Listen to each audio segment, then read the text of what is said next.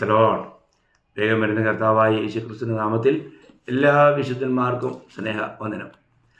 ദൈവത്തിൻ്റെ വചനം കേൾക്കുന്നത് എത്ര സന്തോഷമാണ്. ദൈവത്തിൻ്റെ വചന കേൾവി നമ്മളെ വിശ്വാസത്തിൽ ഉറപ്പിക്കുന്നു, വിശുദ്ധ ജീവിതത്തിൽ വളർത്തുന്നു. ഈ ലോക പാവങ്ങളോട് വിട പറഞ്ഞ് കർത്താവിന് പ്രയോജനമുള്ളവരായി ജീവിക്കാൻ സഹായിക്കുന്നു. അതുകൊണ്ട് വചന കേൾവി എപ്പോഴും നമ്മുടെ ജീവിതത്തിൽ എത്ര നല്ലതാണ്. വചനം കേൾക്കണം, വചനം നമ്മൾ വായിക്കണം, അത് നമ്മൾ ധ്യാനിക്കണം, അത് നമ്മൾ മറ്റുള്ളവരുമായിട്ട് പങ്കുവയ്ക്കണം. ഇതൊക്കെ നമ്മുടെ കർത്തവ്യമാണ്. അപ്പോൾ ഇന്നൊരു ദിവസം കൂടി നമുക്ക് വീണ്ടും ദൈവവചനം കേൾക്കുവാനായിട്ടുള്ള നല്ലൊരു സാവകാശം കർത്താവ് നമുക്ക് ഒരുക്കി തന്നു. അതോർത്ത് കർത്താവിനെ സ്തുതിക്കുന്നു.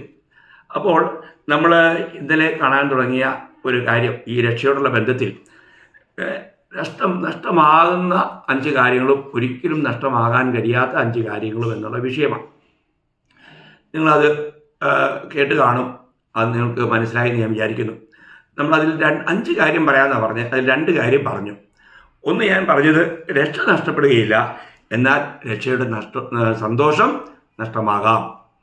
രക്ഷ ഒരിക്കലും നഷ്ടമാകുന്നില്ല, എന്നാൽ രക്ഷയുടെ സന്തോഷം നഷ്ടമാകാം. അതിൻ്റെ കാര്യങ്ങൾ നമ്മൾ ചിന്തിച്ചു. രണ്ടാമത് ഞാൻ പറഞ്ഞത് ദൈവത്തിൻ്റെ കൃപയും ദാനങ്ങളും. നമുക്ക് ദാനം നഷ്ടമാകുകയില്ല, എന്നാൽ കൃപ നഷ്ടപ്പെടാം, അല്ലെങ്കിൽ നഷ്ടപ്പെടുത്താം. അപ്പോൾ ഓരോ കാര്യങ്ങളെക്കുറിച്ചും പ്രിയമുള്ളവരെ, തിരുവചനത്തിലൂടെ നമ്മൾ ഈ സത്യങ്ങളൊക്കെ മനസ്സിലാക്കുന്നത് എത്ര നല്ലതാണ്. നമ്മുടെ ഒരു രീതിയിൽ ഒരു ഭയം മാറിക്കിട്ടും. ഇന്ന് ഞാൻ നിങ്ങളോട് പറയാൻ ആഗ്രഹിക്കുന്ന 3 കാര്യങ്ങൾ. മൂന്നാമത്തെ കാര്യം പുത്രത്വവും കൂട്ടായ്മയുമാണ്. പുത്രത്വം ഒരിക്കലും നഷ്ടപ്പെടുകയില്ല, എന്നാൽ കൂട്ടായ്മ നഷ്ടപ്പെടാം.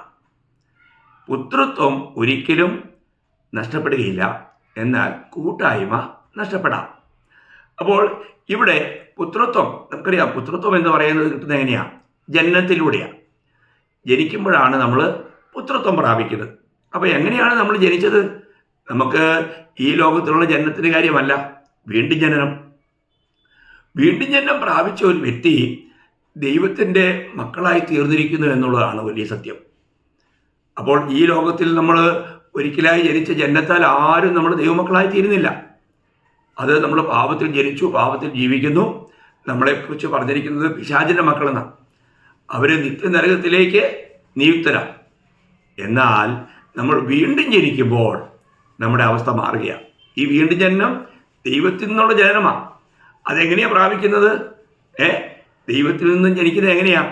നമ്മൾ യോഹന്നാന്റെ സുവിശേഷം 1-ാം അധ്യായം അതിൻ്റെ 12-ഉം 13-ഉം വാക്യം വായിക്കുമ്പോൾ നമ്മൾ വായിക്കുന്നത് ഇങ്ങനെയാണ്: അവനെ കൈക്കൊണ്ട് അവൻ്റെ നാമത്തിൽ വിശ്വസിക്കുന്ന ഏവർക്കും ദൈവമക്കളാകുവാൻ അവൻ അധികാരം കൊടുത്തു.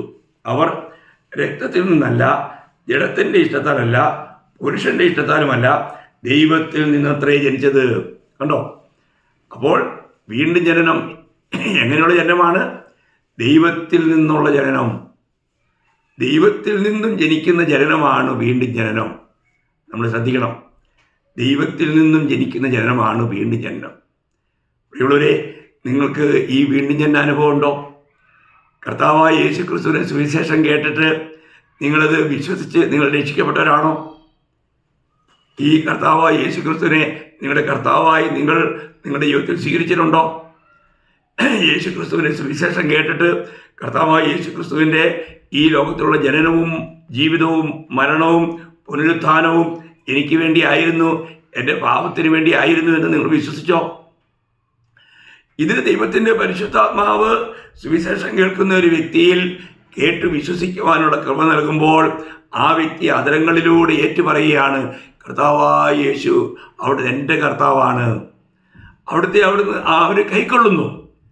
ഇങ്ങനെ കൈക്കൊള്ളുന്നു. ഓരോരുത്തർക്കും എന്ത് സംഭവിക്കുന്നു?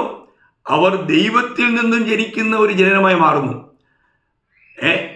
നമ്മൾ ഈ വചനം കേൾക്കുമ്പോൾ ഈ വചനം ഒരിക്കലും നശിക്കാത്ത ബീജമെന്നാണ് 1 പത്രോസ് 1:23 വായിക്കുന്നത്. കെടാത്ത ബീജം. നിലനിൽക്കുന്നതായ ദൈവത്തിൻ്റെ വചനത്താൽ തന്നെ നിങ്ങൾ വീണ്ടും ജനിച്ചിരിക്കുന്നു. അപ്പോൾ നമ്മൾ ഒരു കാര്യം മനസ്സിലാക്കണം. ഈ വചനം കൈക്കൊള്ളുന്ന ഒരു വ്യക്തി, അവർ ദൈവത്തിൻ്റെ ആത്മാവിൽ വീണ്ടും ജനിക്കുന്നു. 13-ാം വാക്യം ശ്രദ്ധിക്കണം. യോഹന്നാൻ 1:13 ഞാൻ ഒന്നുകൂടെ നിങ്ങൾക്ക് വേണ്ടി പറയാം.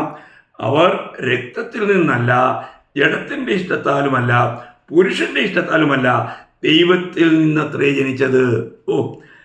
എത്ര വലിയ കാര്യമാണ്! ഈ ഒരു ജനനത്തിൻ്റെ അനുഭവം അതാണ് നമുക്ക് ആവശ്യം. ഇങ്ങനെ വീണ്ടും ഇന്നിപ്പോൾ ഒരുപാട് ജനങ്ങൾ ചിന്തിക്കുന്നത് ഞാനൊരു ക്രിസ്തീയ കുടുംബത്തിൽ ജനിച്ചു വളർന്നതുകൊണ്ട് ക്രിസ്ത്യാനിയാണ്, ഒരു ദൈവത്തിലാണെന്നൊക്കെ അബദ്ധത്താൽ ചിന്തിക്കുന്നവരുണ്ട്. പിള്ളേരെ അങ്ങനെ ആരും ജനിക്കുന്നില്ല. നമ്മൾ ജനിച്ചതെല്ലാം അമ്മയുടെ ഉദരത്തിൽ ജനിച്ചപ്പോൾ മുതലേ അമ്മയുടെ ഉദരത്തിലേ നമ്മൾ പാപികളായിരുന്നു, ജന്മത്താലേ നമ്മൾ പാപികളാണ്. അപ്പോൾ അതുകൊണ്ട് അവർ വീണ്ടും ജനിക്കണം. കർത്താവായ യേശുക്രിസ്തുവിൽ വിശ്വസിച്ച് വീണ്ടും ജനിക്കുന്ന ഒരു വ്യക്തിയുടെ കാര്യമാണ്. അങ്ങനെ ഒരു വീണ്ടും ജനന അനുഭവം യഥാർത്ഥമായിട്ടും നമുക്കുണ്ടോ എന്ന് പരിശോധിക്കണം. ഞാൻ യഥാർത്ഥമായും വീണ്ടും ജനിച്ചതാണോ?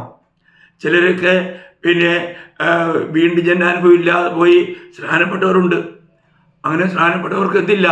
ദൈവത്തിൻ്റെ ആത്മാവില്ല. അവർക്ക് ആ വീണ്ടും ജനന അനുഭവമില്ല. അവരൊരിക്കലും ദൈവമക്കളല്ല. അവരെല്ലാം പിശാചിൻ്റെ മക്കളാണ്. അവരെല്ലാം പിശാച് വഞ്ചിച്ചിരിക്കുക. വീണ്ടും ജനനം കൂടാതെ വെള്ളത്തിൽ മുങ്ങി രക്ഷിക്കപ്പെട്ടെന്നും പറഞ്ഞുകൊണ്ട് കർത്തൃമേശ എടുത്ത് അവരെന്ത് ചെയ്യുക? ശിക്ഷാവിധി തിന്നുകയും കുടിക്കുകയും ചെയ്യുന്നു. അവർ ഭയങ്കരമായ നിത്യാഗ്നിയിലേക്ക് പോവുകയാണ്. പ്രിയമുള്ളവരെ, നമ്മളൊരു കാര്യം ചിന്തിക്കണം. നമ്മുടെ വീണ്ടും ജനനം നമ്മൾ വളരെ കൃത്യമായിട്ട് നമ്മൾ മനസ്സിലാക്കണം. വീണ്ടും ജനിച്ച ഒരു വ്യക്തിക്ക് അവരുടെ ആത്മാവിലൊരു സാക്ഷ്യമുണ്ടാകും. എന്താ സാക്ഷ്യം എന്നറിയാമോ? ആ സാക്ഷ്യം നമ്മൾ കേൾക്കണം. റോമാലേഖനം അതിൻ്റെ 8-ാം അധ്യായം അതിൻ്റെ 16-ാം വാക്യം വായിക്കുമ്പോൾ നമുക്കവിടെ വായിക്കാൻ കഴിയുന്നത് റോമർ 8:16, നാം ദൈവത്തിൻ്റെ മക്കളെന്ന് ആത്മാവ് താനും നമ്മുടെ ആത്മാവോടുകൂടെ സാക്ഷ്യം പറയുന്നു. കേട്ടോ? നമ്മുടെ ആത്മാവിൽ നമുക്കൊരു സാക്ഷ്യമുണ്ടായിരിക്കണം, ഞാനൊരു ദൈവത്തിലാണെന്ന്. ആ സാക്ഷ്യം നമുക്കുണ്ടോ? ആ സാക്ഷ്യമുണ്ടോ? ആ കേൾക്കാറുണ്ടോ? നിങ്ങളുടെ അകത്തെ ചെവി തുറന്നിട്ടുണ്ടോ? അകത്ത മനുഷ്യൻ ഇന്ന് യഥാർത്ഥമായും കാണാനും കേൾക്കാനും സംസാരിക്കാനും ഒക്കെ കഴിയുന്ന ആ മനുഷ്യനെക്കുറിച്ച് നിങ്ങൾക്ക് അറിവുണ്ടോ? വീണ്ടും ജനിച്ചൊരു ദൈവത്തിന് മാത്രമുള്ള ഒരു കാര്യമാണ് പ്രിയമുള്ളവരെ ഇത്.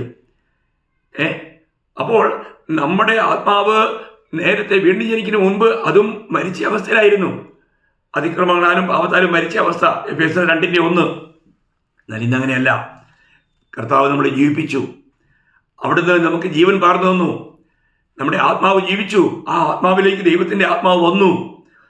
ആ ആത്മാവോടെ പ്രാപിച്ച് ജീവിക്കുന്ന ഒരു അനുഭവമാണ് യഥാർത്ഥത്തിൽ രക്ഷിക്കപ്പെട്ട അനുഭവം. ഞാൻ പറയട്ടെ, അങ്ങനെയുള്ളവരെ കുറിച്ച് തിരുവചനം പറഞ്ഞ എന്താ അറിയോ? 1 യോഹന്നാൻ 3-ാം അധ്യായം 1-ാം വാക്യം. കാൺമീൻ, നാം ദൈവമക്കളെന്ന് വിളിക്കപ്പെടുവാൻ പിതാവ് നമുക്ക് എത്ര വലിയ സ്നേഹം നൽകിയിരിക്കുന്നു. അങ്ങനെ തന്നെ നാം ആകുന്നു. കണ്ടോ? അങ്ങനെ തന്നെ നാം ആകുന്നു.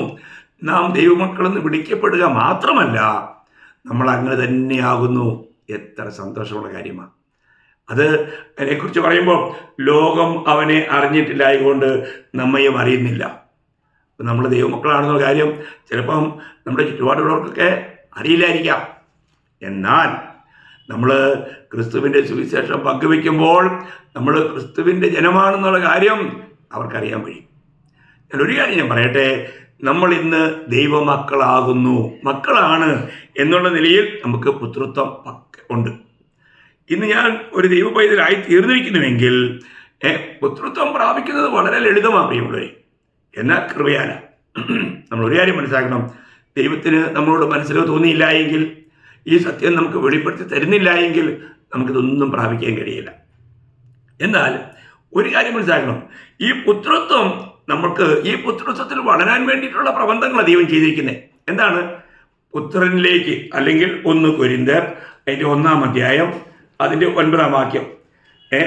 തൻ്റെ പുത്രനും നമ്മുടെ കർത്താവായ യേശുക്രിസ്തുവിൻ്റെ കൂട്ടായ്മയിലേക്ക് നിങ്ങളെ വിളിച്ചിരിക്കുന്ന ദൈവം വിശ്വസ്തൻ. അപ്പോൾ നമ്മളെ എങ്ങോട്ട് വിളിച്ചിരിക്കുന്നു? പുത്രൻ്റെ കൂട്ടായ്മയിലേക്ക്. നമ്മളൊരു കാര്യം മനസ്സിലാക്കണേ, നമ്മൾ എവിടെയാണ്? പുത്രൻ്റെ കൂട്ടായ്മയിൽ. എന്തിനാണ് പുത്രൻ്റെ കൂട്ടായ്മ തന്നിരിക്കുന്നത്? നമ്മൾ ആ പുത്രനെ പോലെ ആയിത്തീരണം. ദൈവത്തിൻ്റെ ഏറ്റവും വലിയ ആഗ്രഹം എന്താണെന്നറിയാമോ? നമ്മൾ കർത്താവായ യേശു ക്രിസ്തുവിനെ പോലെ ആയിത്തീരണം. അതിനാണ് നമ്മൾ റോമാലേഖനം 8-ാം അധ്യായം 29-ാം വാക്യത്തിൽ വായിക്കുമ്പോൾ മുന്നറിഞ്ഞവരെ അവൻ തൻ്റെ മുന്നറിഞ്ഞവരെ തൻ്റെ പുത്രൻ അനേക സഹോദരന്മാരിൽ ആദിജാതനാകേണ്ടതിന് അവൻ്റെ സ്വരൂപത്തോട് അനുരൂപരാകുവാൻ മുൻ നിയമിച്ചിരിക്കുന്നു. കണ്ടോ? അപ്പോൾ സഹോദരന്മാരിൽ ആദിജാതനാകേണ്ടതിന് അവന്റെ സ്വരൂപത്തോട് അനുരൂപരാകുവാൻ നിയമിച്ചിരിക്കുന്നു. അപ്പൊ ഏകജാതനായ പുത്രൻ ഇവിടെ ആദിജാതനായി എപ്പോഴാ? നമ്മുടെ പാപങ്ങൾ പേറി ക്രൂശിൽ മരിച്ചവരിൽ നിന്ന് ഉയർത്തെഴുന്നേറ്റപ്പോൾ ഏകജാതനായ പുത്രൻ ആരായി മാറി? ആദിജാതനായി മാറി. നോക്കണം, ഏകജാതൻ ആദിജാതനായി. ആദിജാതൻ എന്ന് പറയുമ്പോൾ അതിൻ്റെ അർത്ഥം വീണ്ടും മക്കളുണ്ടെന്ന. അതാരാ മക്കൾ? നാം ഓരോരുത്തരും, രക്ഷിക്കപ്പെട്ട നാം ഓരോരുത്തരും, വീണ്ടും ജനിച്ച നാം ഓരോരുത്തരും ഈ കർത്താവായ യേശു ക്രിസ്തുവിൻ്റെ സഹോദരന്മാരാണ്. ഈ സഹോദരന്മാർക്ക് ഒരു കൂട്ടായ്മയിലേക്കാണ് വിളിച്ചിരിക്കുന്നത്. ആരുടെ കൂട്ടായ്മ? നമ്മുടെ ജ്യേഷ്ഠ സഹോദരനായ കർത്താവായ യേശു ക്രിസ്തുവിൻ്റെ കൂട്ടായ്മ. അത് വളരെ വിലപ്പെട്ടൊരു കാര്യമല്ലേ? ഈ കൂട്ടായ്മയെക്കുറിച്ചാണ് യോഹന്നാൻ പറയുന്നത്. 1 യോഹന്നാൻ അതിൻ്റെ 1-ാം അധ്യായം 3-ാം വാക്യം അവിടെ വായിക്കുന്നത് 1 യോഹന്നാൻ 1:3.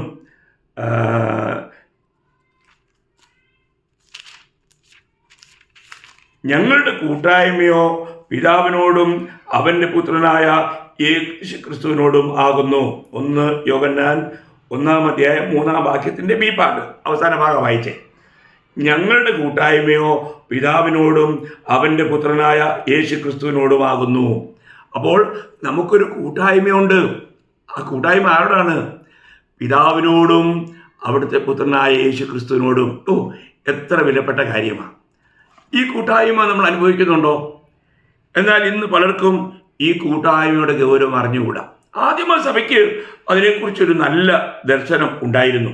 എന്നാൽ പ്രിയമുള്ളവരെ, ഇന്നത്തെ സഭയ്ക്കൊക്കെ, ഇന്നുള്ള ജനങ്ങൾക്കൊക്കെ ആ ഒരു വലിയ ഒരു ദർശനം നഷ്ടപ്പെട്ടിരിക്കുന്നു.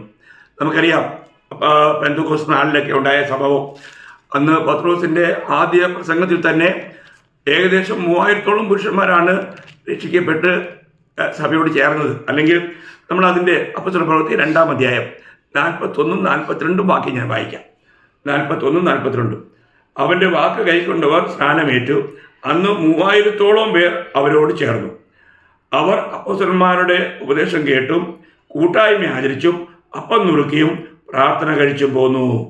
നോക്കണം, അപ്പോൾ അന്നത്തെ ഉണ്ടായിരുന്ന ആ വിശുദ്ധന്മാർക്ക് കൂട്ടായ്മയെക്കുറിച്ച് ഭയങ്കര തീഷ്ണതയായിരുന്നു.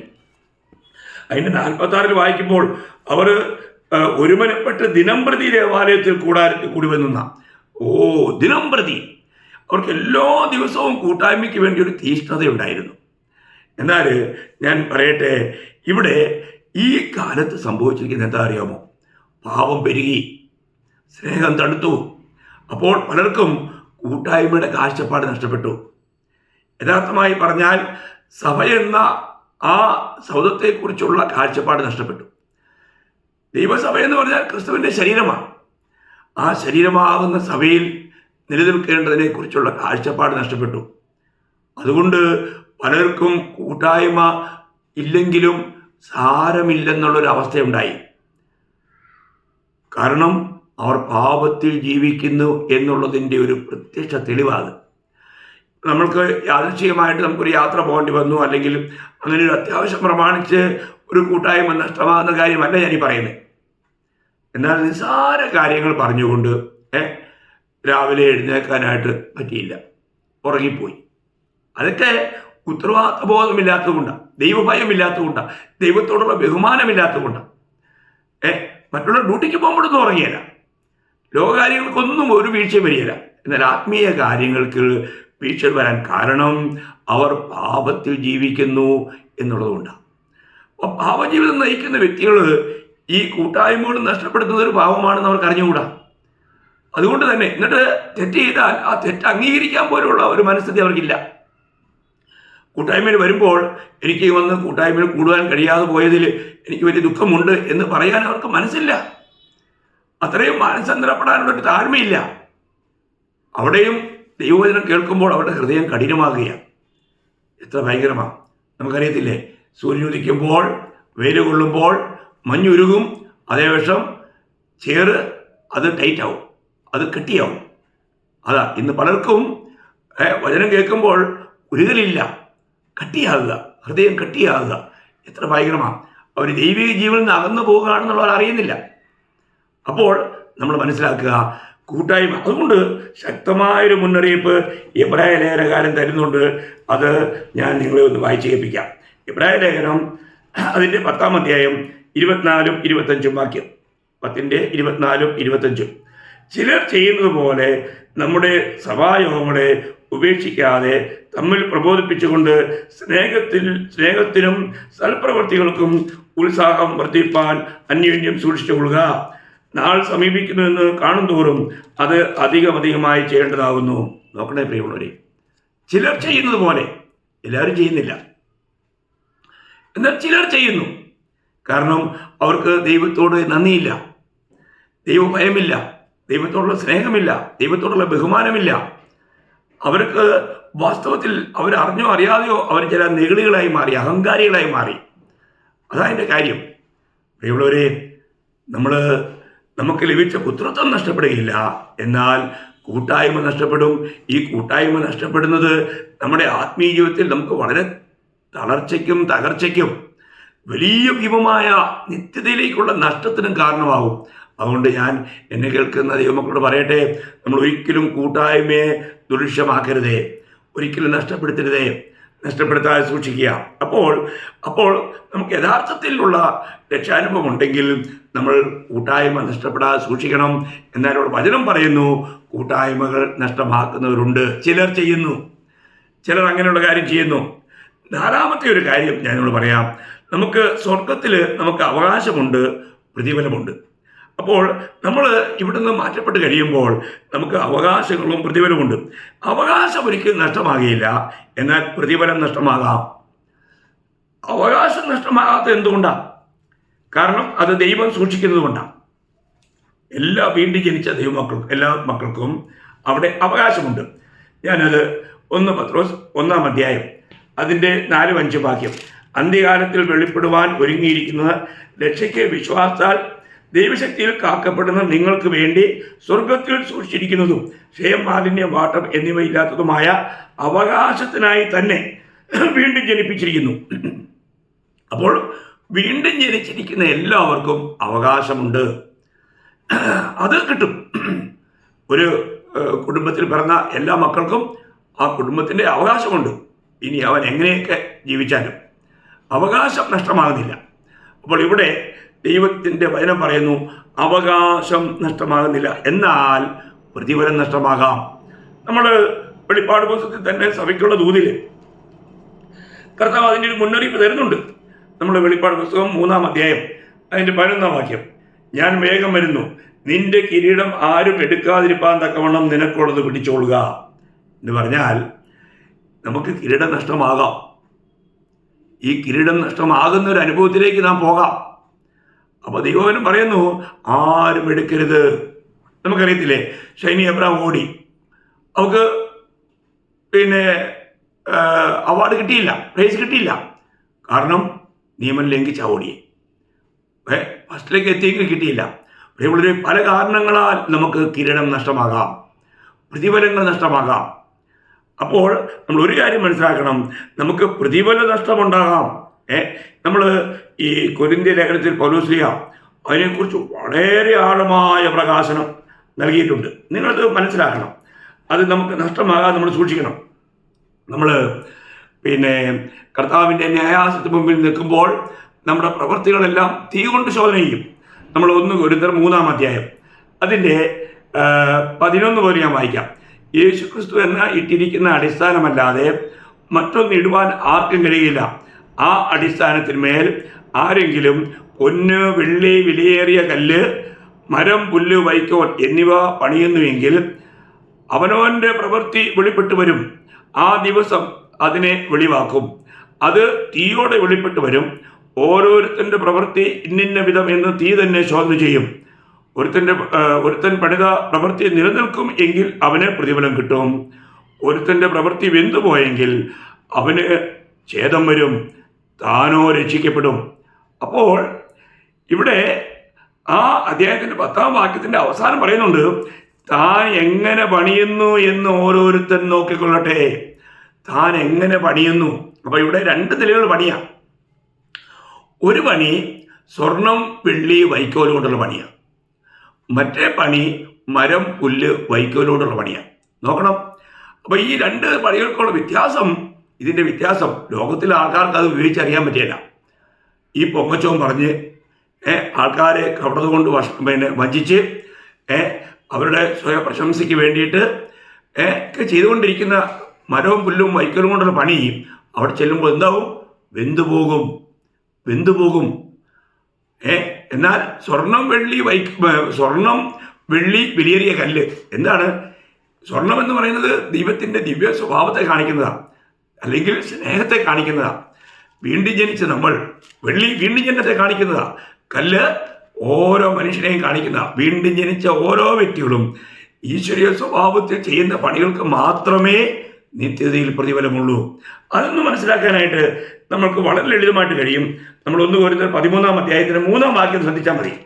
അവിടെ വായിക്കുന്നത്, എനിക്കുള്ളതെല്ലാം അന്നദാനം ചെയ്താലും എൻ്റെ ശരീരം ചുടുവാൻ ഏൽപ്പിച്ചാലും സ്നേഹമില്ല എങ്കിൽ എനിക്ക് ഒരു പ്രയോജനവുമില്ല, അല്ലെങ്കിൽ പ്രതിഫലമില്ല. അപ്പോൾ നമ്മൾ എന്ത് ചെയ്യണം? നമ്മൾ ചെയ്യുന്നത് സ്നേഹത്തിലാണോ എന്ന് പരിശോധിക്കണം. അതിൻ്റെ 16-ാം അധ്യായത്തിൻ്റെ 14-ാം വാക്യത്തിൽ ഒരു മുന്നറിയിപ്പുണ്ട്. 16-14, നിങ്ങൾ ചെയ്യുന്നതെല്ലാം സ്നേഹത്തിൽ ചെയ്യുവിൻ. കണ്ടോ പ്രിയമുള്ളവരെ, നമ്മൾ ചെയ്യുന്നതെല്ലാം സ്നേഹത്തിൽ ചെയ്യണം. അങ്ങനെ നമ്മൾ ചെയ്യുന്നില്ല എങ്കിൽ നിത്യതയിൽ നമുക്ക് മനുഷ്യർ കാണാൻ വേണ്ടിയിട്ടൊക്കെ ചെയ്ത് ലോകത്താളുടെ പ്രശംസയൊക്കെ പറ്റി നമ്മൾ ചെല്ലുമ്പോൾ അവിടെ പ്രതിഫലമില്ല കേട്ടോ. വളരെ ഗഹനമായി ചിന്തിക്കേണ്ട ഒരു കാര്യമാണ്. അപ്പോൾ ഞാൻ യഥാർത്ഥത്തിൽ നിത്യതയിലെത്തുമ്പോൾ എനിക്ക് അവിടെ എന്ത് പ്രതിഫലമാണ് ലഭിക്കാൻ പോകുന്നതെന്ന് നമ്മൾ അറിയണം. നമ്മളെല്ലാവരും ഒരു ദിവസം ക്രിസ്തുവിൻ്റെ ന്യായാസനത്തിന് മുൻപിൽ വെളിപ്പെടേണ്ടതാകുന്നു. 2 കൊരിന്ത്യർ 5-ാം അധ്യായം അതിൻ്റെ 10-ാം വാക്യം, അവനവൻ ശരീരത്തിലിരിക്കുമ്പോൾ ചെയ്തത് നല്ലതാകിലും തീയതാകിലും അതിന് തക്കവണ്ണം പ്രാപിക്കേണ്ടതിന് നാം എല്ലാവരും ക്രിസ്തുവിൻ്റെ ന്യായാസനത്തിന് മുൻപാകെ വെളിപ്പെടേണ്ടതാകുന്നു. നാം എല്ലാവരും എന്ന് പൗലോസ് പറയുമ്പോൾ എല്ലാവർക്കും കർത്താവായ യേശു ക്രിസ്തുവിൻ്റെ ന്യായാസനത്തിന് മുൻപിൽ നിൽക്കണം. അവിടെ വെച്ചാണ് നമുക്ക് പ്രതിഫലം എന്തൊക്കെയാണ് ലഭിക്കാൻ പോകുന്ന അറിയുന്നത്. അപ്പോൾ ശ്രദ്ധിക്കുക, നമ്മുടെ അവകാശം നഷ്ടമാകില്ല, എന്നാൽ പ്രതിഫലം നഷ്ടമാകും. അതുകൊണ്ട് ഞാൻ കഴിഞ്ഞ ദിവസം പറഞ്ഞേ, നമുക്ക് സ്വർഗം നഷ്ടമാകുന്നില്ല, എന്നാൽ സ്വർഗത്തിൽ ലഭിക്കേണ്ട പദവികൾ നഷ്ടമാകും. ഇത് നമ്മൾ മനസ്സിലാക്കണം. നമ്മുടെ ജീവിതത്തിൽ നമുക്ക് നിത്യതയിൽ നമുക്ക് കർത്താവിനോട് കൂടെ വാഴണമെങ്കിൽ ഇവിടെ വെച്ച് തന്നെ നമ്മുടെ കിരീടം ആരും എടുക്കാതിരിക്കാൻ സൂക്ഷിക്കണം. അപ്പോൾ അത് അനേകർക്ക് നഷ്ടമാകുമെന്നാണ് നമുക്ക് ഈ ഭാഗത്ത് കാണാൻ കഴിയുന്നത്. 5-ാമത്തെ കാര്യോട് പറഞ്ഞ് ഞാൻ വേഗം തീർക്കാം. നിത്യജീവനും ഭൗതിക ജീവനും. അപ്പം നമ്മുടെ ഭൗതിക ജീവന് ജീവിക്കുമ്പോൾ നമ്മൾ യഥാർത്ഥമായും രക്ഷിക്കപ്പെട്ടില്ല എങ്കിൽ ആ ജീവൻ നഷ്ടമാകുക എന്ന് പറഞ്ഞാൽ അത് എന്നേക്കുമായി ദൈവത്തിന് അകന്നു പോകും. അതാണ് അതിൻ്റെ വിഷയം. അപ്പോൾ അത് നമ്മൾ മത്തായിയുടെ സുവിശേഷം അതിൻ്റെ 10-ാം അധ്യായം 28-ാം വാക്യത്തിൽ കർത്താവ് പറയുന്നത് ശ്രദ്ധിക്കാം. 10:28, ദേഹിയെ കൊല്ലുവാൻ കഴിയാതെ ദേഹത്തെ കൊല്ലുന്നവരെ ഭയപ്പെടേണ്ട, ദേഹിയെയും ദേഹത്തെയും നരകത്തിൽ നശിപ്പിക്കാൻ കഴിയുന്നവനെ തന്നെ ഭയപ്പെടുവിൻ. അപ്പോൾ അതിൻ്റെ അർത്ഥം, രക്ഷിക്കപ്പെടാത്ത ഒരു വ്യക്തി അവൻ്റെ ദേഹി അല്ലെങ്കിൽ പ്രാണൻ അതും നിത്യാഗ്നിയിലേക്ക് പോകും, അത് നശിച്ചു പോകും. അപ്പോൾ ഒരു കാര്യം ശ്രദ്ധിക്കുക, എന്തുകൊണ്ടാണ് അവർ മനുഷ്യരെ ഭയപ്പെടുന്നു? ഇന്നും അനേകരും അതല്ലേ, സത്യം അറിയാം എന്നിട്ട് അവർ അനുസരിക്കാൻ തയ്യാറില്ല, കാരണം മനുഷ്യരെ ഭയപ്പെടുന്നു. ഞാനിവിടെ ഒരു നല്ല മാന്യനായ ഒരു മനുഷ്യനുണ്ട്. അദ്ദേഹം നമുക്ക് പല രീതിയിലും പല ഉപകാരങ്ങളും ചെയ്ത വ്യക്തിയാണ്. ഞാനത് സുവിശേഷം പറയുമ്പോഴത്തേക്കും അദ്ദേഹം പറയും, നിങ്ങൾ പറയുന്ന കാര്യങ്ങളെല്ലാം സത്യമാണ്, പക്ഷേ ഞാനിത് അംഗീകരിച്ചാൽ ഈ സമൂഹം എന്നെ തള്ളിക്കളയും, ഈ സമൂഹം എന്നെ തിരസ്കരിക്കും, സമൂഹത്തിൽ നിന്ന് എനിക്ക് ലഭിക്കുന്ന ആ മാനങ്ങളൊന്നും എനിക്ക് ലഭിക്കില്ല. ദൈവത്തിൻ്റെ വചനം എത്ര കൃത്യമാണ് പ്രിയമുള്ളവരെ.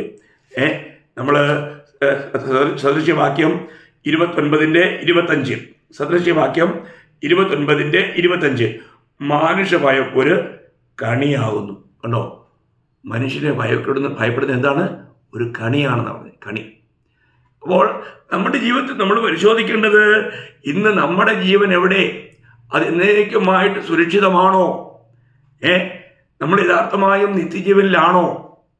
നമ്മൾ യഥാർത്ഥ രക്ഷിക്കപ്പെട്ട വ്യക്തിയാണെങ്കിൽ തിരുവചനം പറയുന്ന മനോഹരമായൊരു കാര്യം ഞാൻ നിങ്ങളെ ഓർപ്പിക്കട്ടെ. കൊളോസ്യ ലേഖനം 3-ാം അധ്യായം അതിൻ്റെ 3-ാം വാക്യമാണ്. അപ്പോൾ നിങ്ങൾ മരിച്ച് നിങ്ങളുടെ ജീവൻ ക്രിസ്തുവിനോട് കൂടെ ദൈവത്തിൽ മറഞ്ഞിരിക്കുന്നു. നോക്കണം, വീണ്ടും ജനിച്ചൊരു വ്യക്തിയെക്കുറിച്ച് പറയാണ്, നിങ്ങൾ മരിച്ചു, നിങ്ങളുടെ ജീവൻ ഇപ്പോൾ എവിടെയാണ്? ക്രിസ്തുവിനോടുകൂടെ ദൈവത്തിൽ മറഞ്ഞിരിക്കുന്നു. അതാണ് യഥാർത്ഥ രക്ഷിക്കപ്പെട്ട വ്യക്തിയുടെ ജീവൻ പോലും ഭദ്രമാണ്. ആ ജീവൻ നശിക്കുന്നില്ല. അവൻ്റെ ജീവൻ്റെ ഭദ്രത എത്ര വലുതാ! നമ്മൾ 1 യോഹന്നാൻ അതിൻ്റെ 1 യോഹന്നാനിലേക്ക് വരുമ്പോൾ അതിൻ്റെ 5-ാം അധ്യായം അതിൻ്റെ 5-ന്റെ 11, 12, 13 വാക്യം. ആ സാക്ഷ്യമോ, ദൈവം നമുക്ക് നിത്യജീവൻ തന്നു, ആ ജീവൻ അവൻ്റെ പുത്രനിലുണ്ട് എന്നുള്ളത് തന്നെ. പുത്രനുള്ളവന് ജീവനുണ്ട്, ദൈവപുത്രനില്ലാത്തവന് ജീവനില്ല. ദൈവപുത്രൻ്റെ നാമത്തിൽ വിശ്വസിക്കുന്ന നിങ്ങൾക്ക് ഞാൻ ഇത് എഴുതിയിരിക്കുന്നത് നിങ്ങൾക്ക് നിത്യജീവനുണ്ടെന്ന് നിങ്ങൾ അറിയേണ്ടതിന് തന്നെ.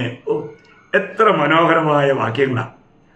അപ്പോൾ നമ്മൾ ഒരു കാര്യം മനസ്സിലാക്കുക, നമ്മളിന്ന് ആ ദൈവിക ജീവൻ പ്രാപിച്ചുവോ? നമ്മളിന്ന് ആ ദൈവത്തിൻ്റെ ജീവനോടുകൂടെ ജീവിക്കുന്ന ഒരു അനുഭവമാണോ? അല്ല, നമ്മളിന്ന് ജീവിക്കേണ്ടത് ദൈവത്തിൻ്റെ ജീവനാലാണ്. നമ്മുടെ ജീവനായ ക്രിസ്തു വെളിപ്പെടുമ്പോൾ നാം അവനോടുകൂടെ വെളിപ്പെടുമെന്ന കൊളോസ്യർ 3:4 എഴുതിയിരിക്കുന്നത്. ഞാനൊരു കാര്യം പറയാം, നമ്മൾ ഇന്ന് യഥാർത്ഥത്തിൽ ആ ജീവൻ പ്രാപിച്ചിട്ട് ക്രിസ്തുവിൻ്റെ ജീവനാൽ ജീവിക്കുന്ന അനുഭവം നമുക്കുണ്ടോ? ഒരു കാര്യം മനസ്സിലാക്കണം, ഇന്ന് ഞാൻ ഈ ബൈബിളിൽ 2 മനുഷ്യരേ ഉള്ളൂ. 2 മനുഷ്യർ. 840 കോടി ജനങ്ങളുള്ളിടത്ത് ഞാൻ പറയാം 2 മനുഷ്യരുള്ളതെന്ന് പറയാൻ ആര് സമ്മതിക്കും? അല്ലേ? എന്നാൽ അവരെ കുറിച്ച് പറയുന്നത് 2 ആദാമെന്നാണ്. 2 ആദാം. അപ്പോൾ 1-ാം ആദാമിലായിരുന്നു നമ്മൾ ഈ ലോകത്ത് ജനിക്കുന്ന സമയത്ത്. എന്നാൽ ഇന്ന് ഒടുക്കത്തെ ആദാമിൽ നമ്മൾ ആയി തീർന്നിട്ടില്ല എങ്കിൽ നമ്മുടെ ജീവൻ നഷ്ടപ്പെടും. ഇത് പ്രത്യേകം മനസ്സിലാക്കണം. ഞാൻ ആ വാക്യം ഒന്ന് വായിക്കാം. നമ്മൾ 1 കൊരിന്ത്യർ അതിൻ്റെ 15-ാം അധ്യായം 45-ാം വാക്യത്തിലാണ് ഈ 1-ാം മനുഷ്യനായ ആദാം ജീവനുള്ള ദേഹിയായി തീർന്നു എന്ന് എഴുതിയിരിക്കുന്നുവല്ലോ. ഒടുക്കത്തെ ആദാം ജീവിപ്പിക്കുന്ന ആത്മാവായി. അപ്പം 1-ാം മനുഷ്യനായ ആദാം എന്ന് പറഞ്ഞിരിക്കുന്നത് മാനവകുലത്തിലെ ആദ്യത്തെ 1-ാമത്തെ ആദാമിനെ കുറിച്ചാണ്. ഈ ആദാമിൽ നമ്മളെല്ലാം ഉണ്ടായിരുന്നു. എന്നാൽ ഒടുക്കത്തെ ആദാം എന്ന് പറഞ്ഞിരിക്കുന്നത് കർത്താവായ യേശുക്രിസ്തുവിനെ കുറിച്ചാണ്.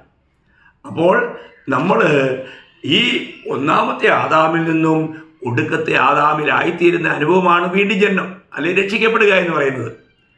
ഇത് നമ്മുടെ ജീവിതത്തിൽ നടന്നിട്ടുണ്ടെങ്കിൽ നമ്മൾ നിത്യജീവനുള്ളവരാണ്. നമ്മുടെ ജീവന് യാതൊരു ഹാനിയും ഉണ്ടായില്ല. ഇല്ലെങ്കിൽ ഹാനി ഉണ്ടാവും. നമ്മൾ അതിൻ്റെ തന്നെ 1 കൊരിന്ത്യർ 15:22 വായിക്കുമ്പോൾ അവിടെ വായിക്കുന്നത് 22, ആദാമിലെല്ലാവരും മരിക്കുന്നത് പോലെ ക്രിസ്തുവിലെല്ലാവരും ജീവിപ്പിക്കപ്പെടും. അപ്പോൾ ഈ 1-ാമത്തെ ആദാമിലുള്ളവരെല്ലാവരും മരിക്കും. മരിക്കുക എന്ന് പറഞ്ഞാൽ ദൈവവുമായിട്ടുള്ള എന്നേക്കുമായിട്ടുള്ള വേർപാടിലേക്ക് പോകും. നമ്മൾ വെളിപ്പാട് പുസ്തകത്തിൽ വായിക്കുന്നുണ്ടല്ലോ. വെളിപ്പാട് പുസ്തകം അതിൻ്റെ 20-ാം അധ്യായം അതിൻ്റെ 15-ാം വാക്യം, ജീവപുസ്തകത്തിൽ പേരെഴുതി കാണാത്ത ഏവനെയും തീപ്പൊയ്യിൽ തള്ളിയിടും എന്ന് പറഞ്ഞാൽ അതിൻ്റെ അർത്ഥം എന്താണ്? അവൻ എന്നേക്കുമായിട്ട് നഷ്ടപ്പെടും. ദൈവമായിട്ടുള്ള സമ്പർക്കത്തിലേക്ക് വീണ്ടും വരാൻ കഴിയില്ല. എത്ര അത്ഭുതമാണ്! നമ്മൾ ചിന്തിക്കണം, നമ്മുടെ ജീവിതത്തിൽ ഇന്ന് ഞാൻ എവിടെയാണ്? യഥാർത്ഥമായും ഞാൻ രക്ഷിക്കപ്പെട്ട അനുഭവം എനിക്കുണ്ടോ? ഞാൻ വീണ്ടും ജനിച്ചവനാണോ? ദൈവമക്കളെ നമ്മൾ പരിശോധിക്കണം. ഇതൊക്കെ ഒരു നിസ്സാര കാര്യമല്ല. നമ്മൾ വീണ്ടും ജനിച്ചിട്ടില്ല എങ്കിൽ ആ ജീവൻ നഷ്ടമാവും. എങ്ങോട്ടാ? നിത്യാഗ്നിയിലേക്ക്. അപ്പോൾ നമ്മളോട് 5 കൂട്ടം കാര്യങ്ങൾ കണ്ടേ. 1, രക്ഷ നഷ്ടമാകില്ല, എന്നാൽ രക്ഷയുടെ സന്തോഷം നഷ്ടമാകാം. 2, ദൈവത്തിൻ്റെ ദാനങ്ങൾ നഷ്ടമാകുകയില്ല, എന്നാൽ കൃപ നഷ്ടമാകാം. 3, പുത്രത്വം നഷ്ടമാകുകയില്ല, കൂട്ടായ്മ നഷ്ടമാകാം.